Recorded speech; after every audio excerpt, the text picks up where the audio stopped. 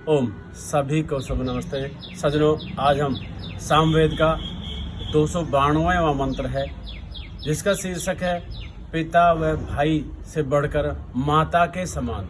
अर्थात परमात्मा के लिए लिखा है कि परमात्मा पिता से भी बढ़कर, भाई से भी बढ़कर माता के समान है। इसका मतलब है कि माता भाई से भी, यानी कि अपने पुत्र से भी और अपने पति से भी ज़्यादा गुण और ज़्यादा सम्मान रखती है अपनी संतानों के लिए। ये मंत्र का शीर्षक था। अब हम चलते हैं मंत्र में ऋषि जी क्या लिखते हैं। तो सज्जनों, प्रस्तुत मंत्र के ऋषि भी मेधा तिथि और मेध्या तिथि ही हैं। गत मंत्र की भावना को मेधा तिथि इस रूप में कहता है कि हे प्रभु, आप मेरे पिता से श्रेष्ठ हैं। हे परमात्मा, आप मेरे पिता से श्रेष्ठ हैं। निश्चित रूप से पिता बच्चों के लिए सारी व्यवस्था करता है, माता भी सारी करती है, लेकिन पिता से श्रेष्ठ परमात्मा को बताया गया है। वह श्रेष्ठ व अधिक उत्तम निवास देने वाले हैं, अधिक उत्तम निवास देने, आश्रय देने वाले हैं, शरण देने वाले हैं।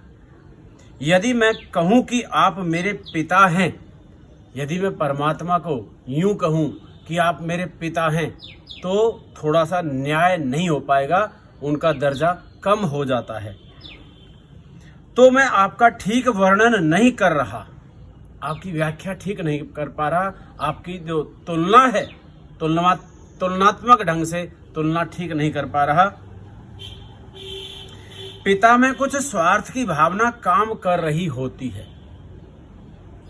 बहुत गहरी बात लिखी है, और मैं स्वयं भी पिता हूँ, आप भी बहुत सारे पिता इसको सुनेंगे, लेकिन इसको अन्यथा ना लेकर के ऋषि जी क्या कह रहे हैं, ये वेद क्या कह रहा है, परमात्मा के तुल्य करके, कि पिता में कुछ स्वार्थ की भावना काम कर रही होती है, जो आप में नहीं है, जो आप में नहीं है, यानी कि परमात्मा में नहीं है। परमात्मा को स्वार्थ की भावना रखते हैं क्या हमसे?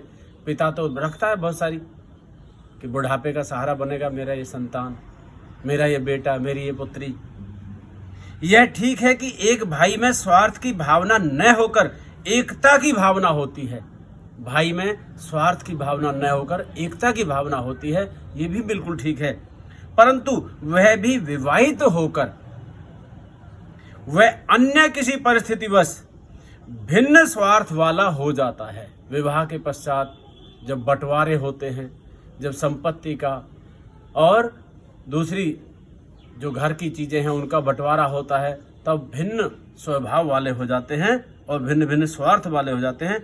उस समय वह अपने भाई का सहायक नहीं होता, वह अपने परिवार का ही सहायक होता है। अपने उसकी संतान हो जाती है, बेटे बेटियां हो जाती है, अपनी धर्म पत्नी आ जाती है।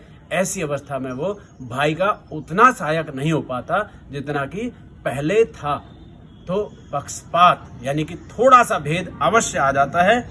इसलिए मेधा तिथि कहता है कि और नैक पालन करने वाले भाई से आप अधिक श्रेष्ठ हो।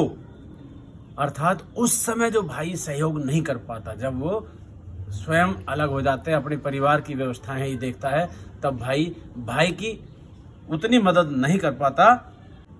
अतः मैं आपको भाई के रूप में भी कैसे स्मरण करूं?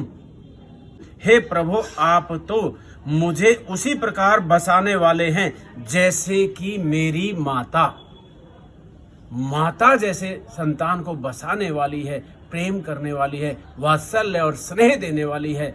वो पिता और भाई उतना नहीं कर सकते।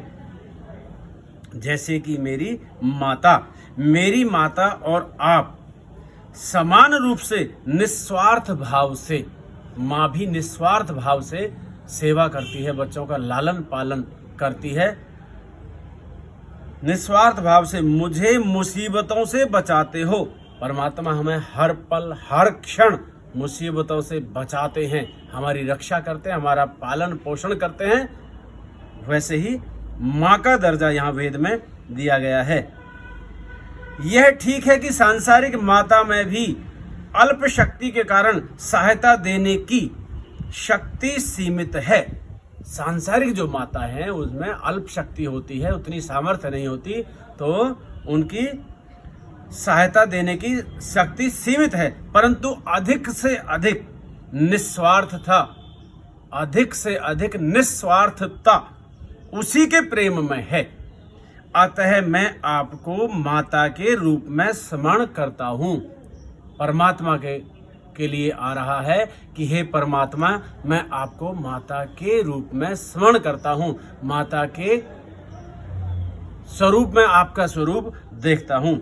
आप मुझे निवास के लिए आवश्यक धन देने के लिए होते हैं। मुझे कभी जीवन यात्रा के लिए आवश्यक धन की कमी नहीं होती। अपने जीवन को सुचारू रूप से चलाने के लिए हम भौतिक सुख संसाधनों में यदि जुट रहे हैं, उनके पीछे यदि पड़ रहे हैं, तो भले ही हमारी आवश्यकताओं की पूर्ति में कुछ कमी रह जाए, अन्यथा प्रभु भक्त कभी भी अपनी आवश्यकताओं को पूर्ण न कर सके, ऐसा नहीं हो सकता। आप मुझे सिद्धि प्राप्त कराने के लिए होते हैं। आपकी कृपा से मुझे आवश्यक धन भी मिलता है और सिद्धि भी। भावार्थ है, प्रभु पिता से भी बढ़कर, भ्राता से भी अधिक हैं, माता के समान हमें कष्टों से बचाने वाले हैं। यानी कि वो हमारी माता की तरह रक्षा करते हैं। जैसे माता 9 माह तक हमें अपने गर्भ में रखती हैं और उसके पश्चात गीले में सोने वाली जो परंपरा हम सुनते आ रहे हैं और हमने देखा है, अपने छोटे भाइयों को, बहनों को, भतीजे को, भतीजों इत्यादि को माँ गीले में स्वयं सोती है और संतानों को सूखे में सुलाती है। खुद भूखी रह करके भी संतानों को पेट भरण की व्यवस्था करती है। हालांकि माता और पिता का दर्जा लगभग बराबर ही है, ऐसी कोई बात नहीं है, पर वेद यहाँ माता की वकालत कर रहा है, माता की तुलना परमात्मा से कर रहे हैं वेद भगवान। इसलिए आपने मंत्र को ध्यानपूर्वक सुना। आप सभी को शुभ नमस्ते, धन्यवाद।